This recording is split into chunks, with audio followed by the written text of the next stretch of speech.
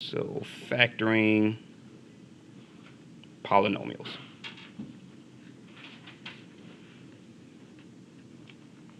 Okay, so today we're just going to cover the greatest common factor,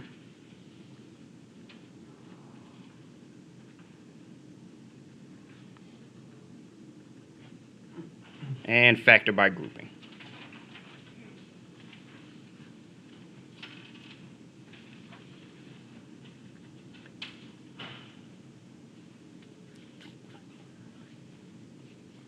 Okay, so the first thing we're going to do is just do a quick reminder as to what a factor is.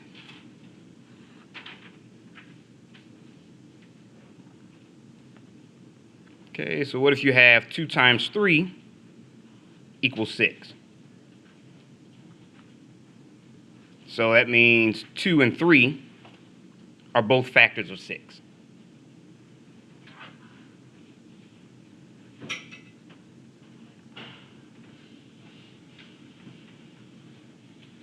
Okay, same thing with polynomials.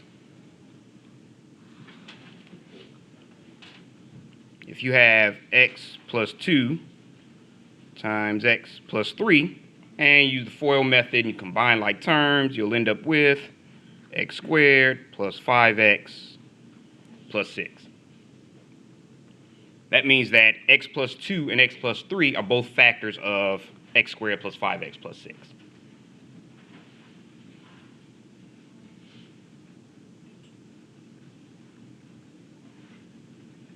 Let me clean up that 3 a little bit.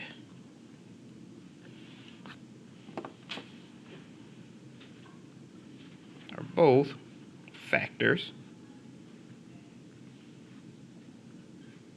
of x squared plus 5x plus 6. So factoring is really just taking terms that are added, subtracted, and turning it into strictly multiplication.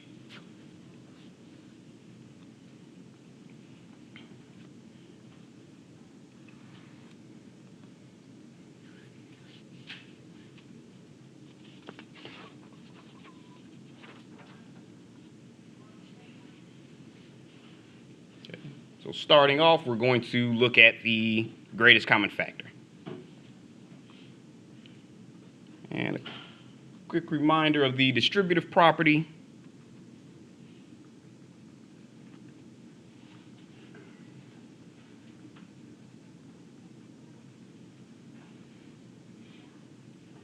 Where if you have a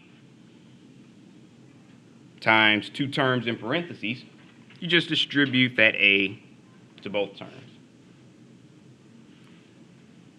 So that would equal a times b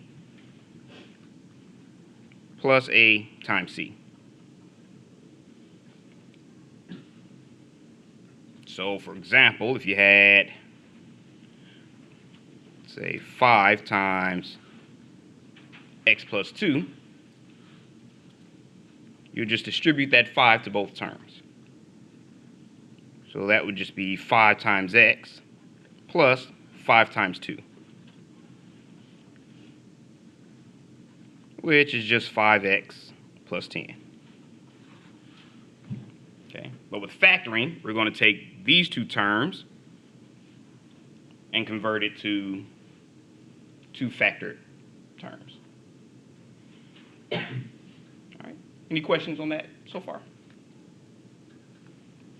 All right, I'll leave that up there for a little bit.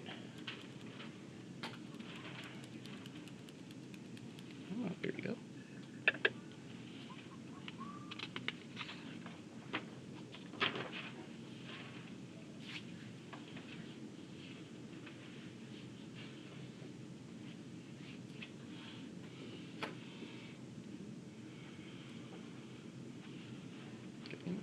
So the first thing we're going to do is review the steps for finding the greatest common factor.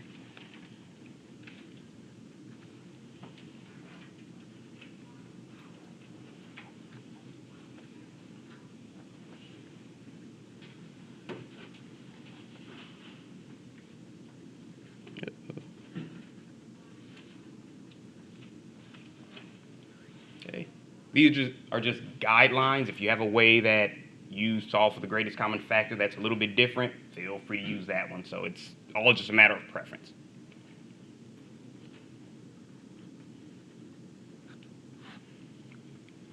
Okay, so the first step is you want to find the product of primes.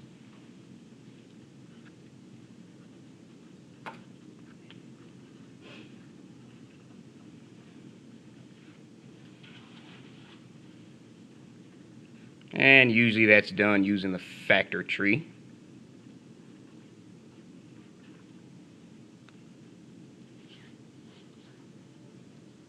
Okay, so your second step is you want to identify the common factors.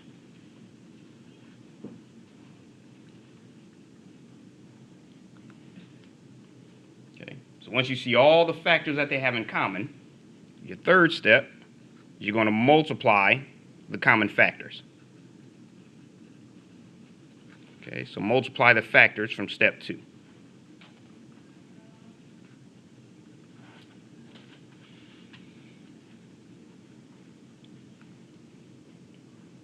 Okay.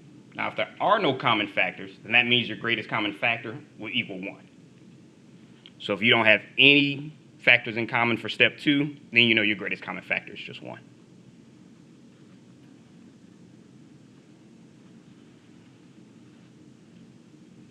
So if there are no common factors,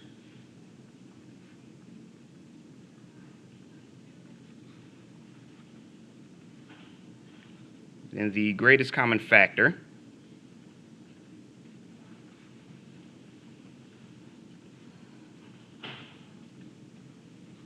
which you'll usually just see it as GCF most of the time, is 1.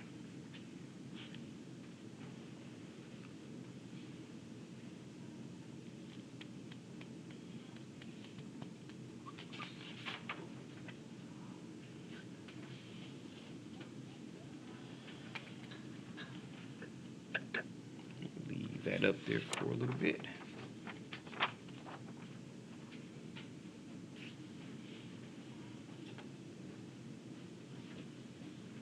All right, so for our first example,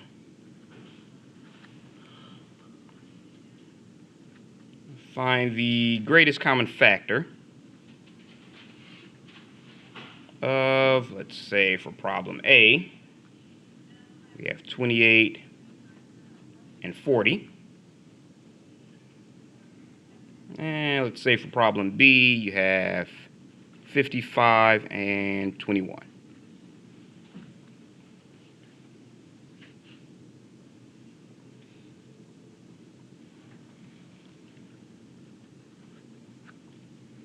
Okay, so for problem A, remember your first step, you want to find the product of primes.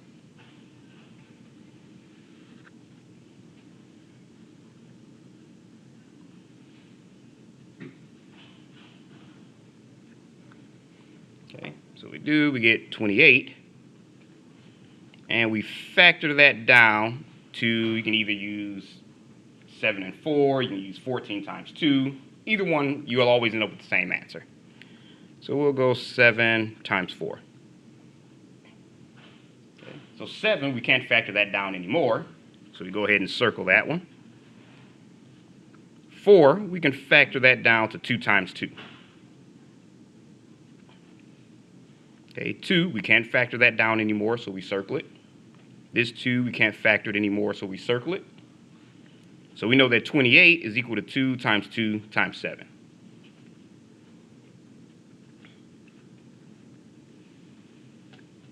Okay, do the same thing for 40.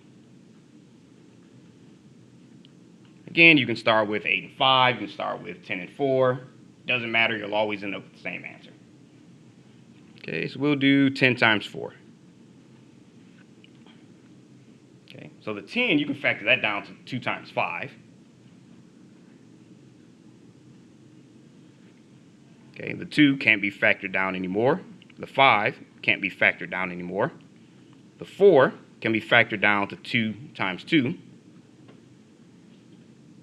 And either one of those 2's can be factored down anymore, so you go ahead and circle. So we know that 40 is equal to 2 times 2 times 2 times 5.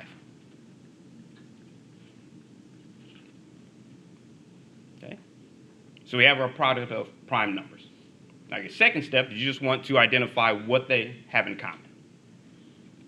So for your second step,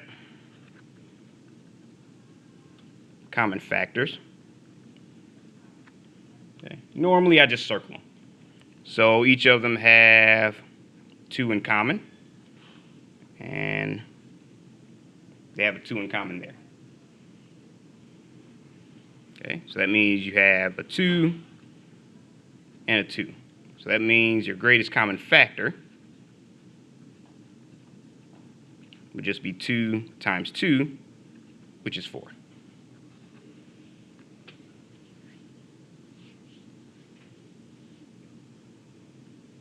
right, any questions on that one? All right, so we'll do the same thing for B.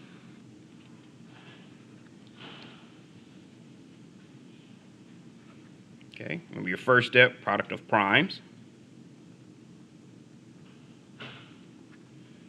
So we have 55,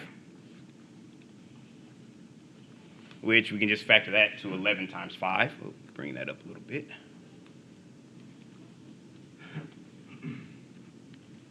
And you can't factor it down anymore, so you can go ahead and circle both of those. Okay, and with 21, you can factor that to 3 times 7. And neither one of those can factor any further, so we can go ahead and circle them. So we know that 55 is 5 times 11, and 21 is 3 times 7.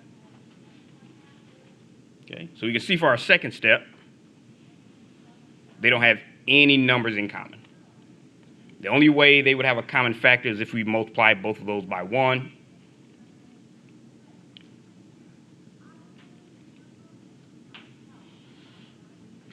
Okay, but you don't have to do that because there are no common factors.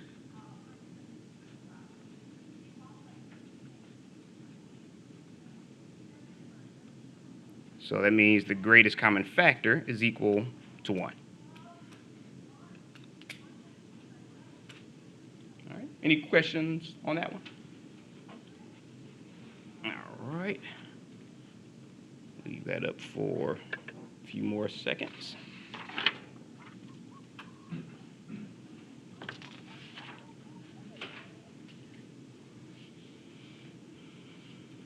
So we'll do one more example like this one, then we'll move on. Make sure everyone's done writing. All right. Okay, so if you want to find the greatest common factor of 15, 18, and 66.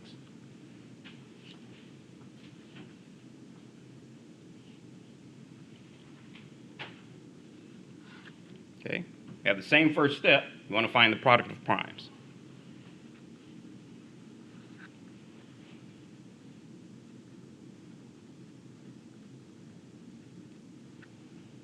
Okay, so 15, we know that's 3 times 5. Neither one of those can factor anymore, so we can go ahead and circle those. 18, again, you can start with 6 and 3, 9 and 2, doesn't matter. Okay, so if we start with 9 and 2, the 2 can't factor anymore, but the 9 can be 3 times 3, and 66. We can factor that down to 22 times 3. The 3 can't factor anymore. 22 can factor to 11 times 2. And neither one of those can factor down. Okay, so we know that 15 is 3 times 5. Bless you. We know 18 is 2 times 3 times 3. And we know 66 is 2 times 3 times 11.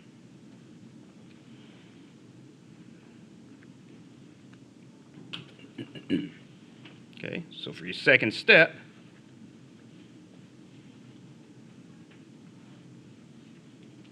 we just identified which one they all have in common. Okay, so each of them have a 3 in common. Okay, so since there's only one factor that they have in common,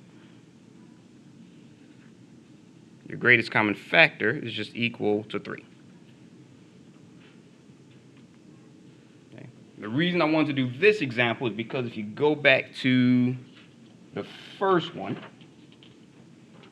the very first example, I didn't want you to think that you'd multiply these two together. You actually just multiply them. If you have a 2 in common, then you have a 2. If you have a second 2 in common, then you have that second 2. So if you had a 4 in common here, you wouldn't multiply 4 times 4. You just put the 4 down there. So make sure that's up high enough. Any questions on that one so far? All right. Bring that down a little bit.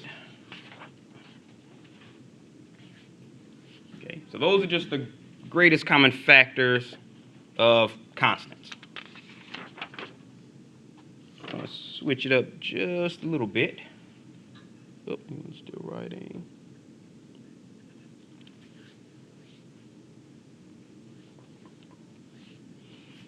All right, so let's say, for example, you want to find the greatest common factor of x squared, x to the third, and x to the fifth. Okay. First, I'll show you the step-by-step method, then I'll show you the 3-second shortcut. Not even 3 seconds.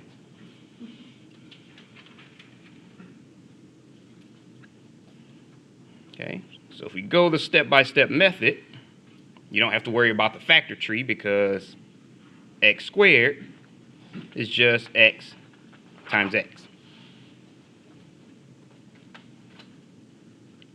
X to the third is x times x times x. And x to the fifth is x times x times x times x times x.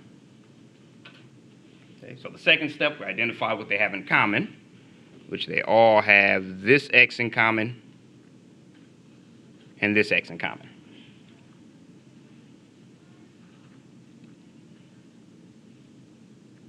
Okay, so that means for our third step, the greatest common factor would just be x times x,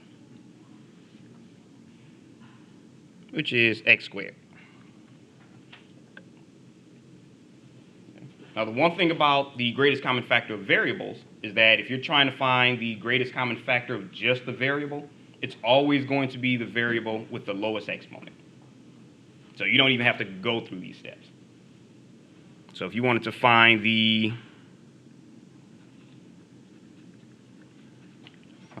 greatest common factor of, let's say, x to the 15th power, x to the 38th power, and x to the 12th power, you don't want to have to draw out x 12 times and 15 times and 38 times. All you have to do is look for the smallest exponent. And the greatest common factor of just x to the 15th, x to the 38th, and x to the 12th, sometimes you'll see it written like that, is x to the 12th, since that's the smallest exponent. Like I said, less than 3 seconds. Oops, straighten that up. All right, any questions on that one? Yes? You said this is always the case? Yep, it's going to always be the case. Because if you did draw out x 12 times and 15 times and 38 times, once you circle the first 12, you won't be able to get all 3 of them again. So it's always going to be the smallest exponent.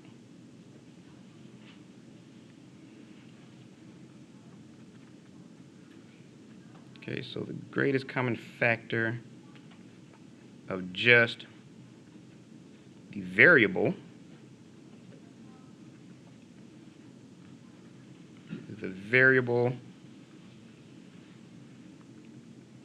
with the smallest exponent.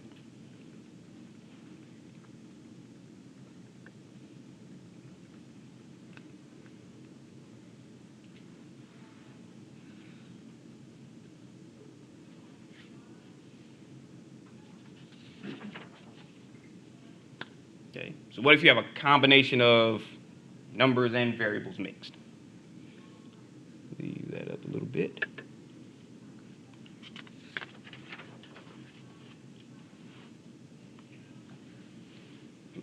Still writing.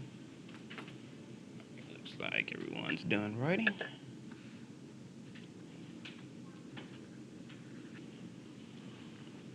Okay, so what if we want to find the greatest common factor? Clean that up a little bit.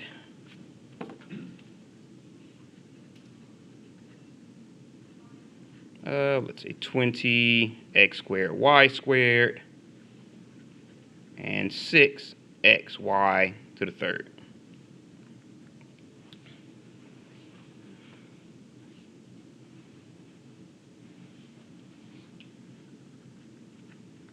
Okay.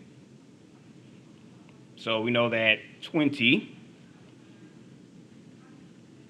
squared y squared, if we do these steps first,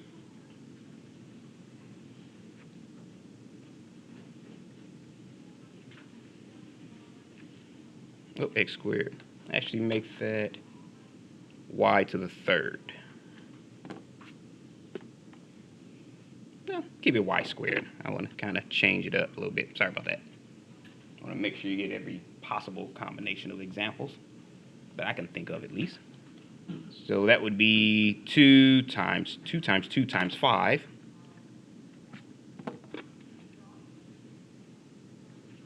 That's for your 20. Your x squared is just times x times x. Your y squared is times y times y. And 6x squared y to the third. 6 is just 2 times 3. X squared is x times x. Y to the third times y times y times y. And you just circle what they have in common.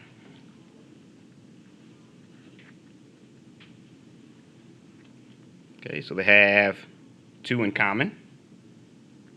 They don't have another 2 in common. They don't have 3 in common, but they do have an x in common. They have a second x in common. They have a y in common, and they have that second y in common. So you have a 2, an x, a y, and a y. Is that x squared or x? Oh, did I leave out and... Oh, yep, I put it as x squared. Thank you. So actually just the 1x in common because it's only 1. Oh, actually that one stays. Okay, so that stays as x, and that one is blank. So it's just the 1x.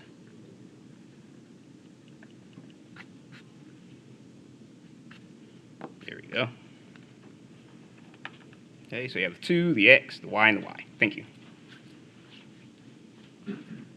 That means your greatest common factor is 2 times x times y, which is 2x y squared. Okay. Now the quicker way to do that, the very same problem, is once you find out the greatest common factor of 20 and 6, doing it for the variables is just looking at them. You already know the greatest common factor of x squared and x is just x.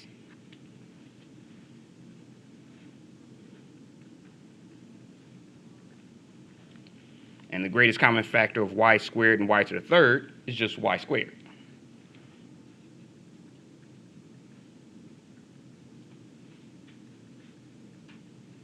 Because they both have the smallest exponent. So those you can do just from the eyeball test.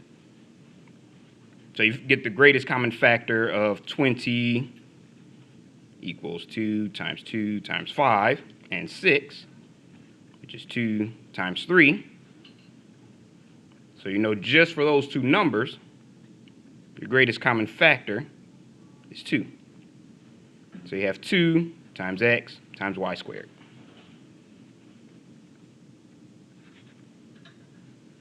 Okay. So it's a whole lot faster once you can kind of eliminate the need to factor out the variable term. Okay. Does that make sense? All right.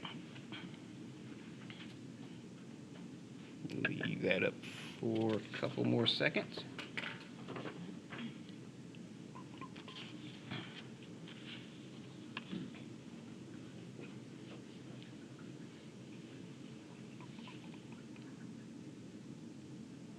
Looks like everyone's done writing.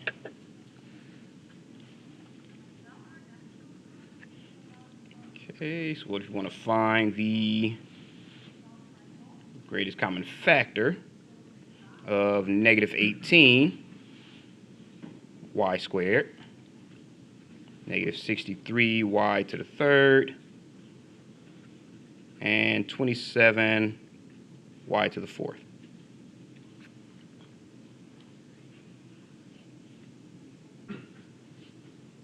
Okay, so we already know the greatest common factor of the variable is just y squared.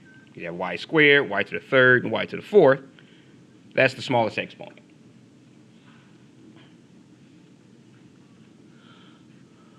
Okay, so we know that the greatest common factor of y squared, y to the third, y to the fourth is just y squared.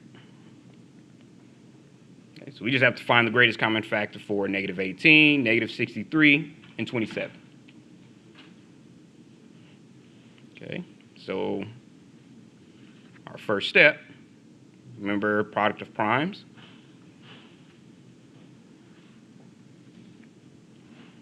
So you have 18, or negative 18, which is negative 1 times, you got 6 and 3, so times 2 times 3 times 3. We have negative 63, which is 9 and 7, so that would be negative 1 times 3 times 3 times 7. And 27, which is just 3 times 3 times 3. Okay, so your second step, just what they have in common. Really, they only have 1 3 in common. Nope, 2 3s in common.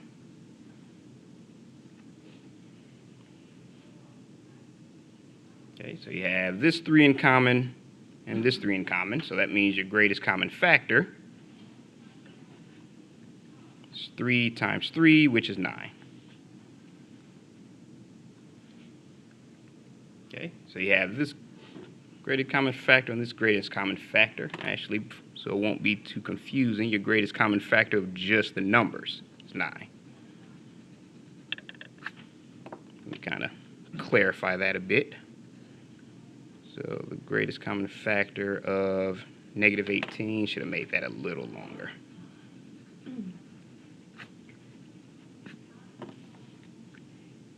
Negative 18, negative 63, and 27 is 9.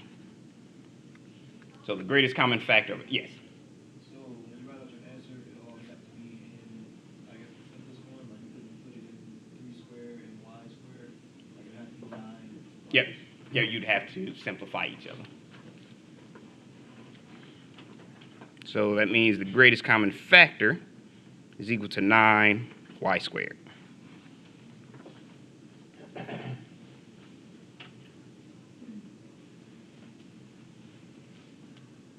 right. Any questions? Any other questions on that one? All right.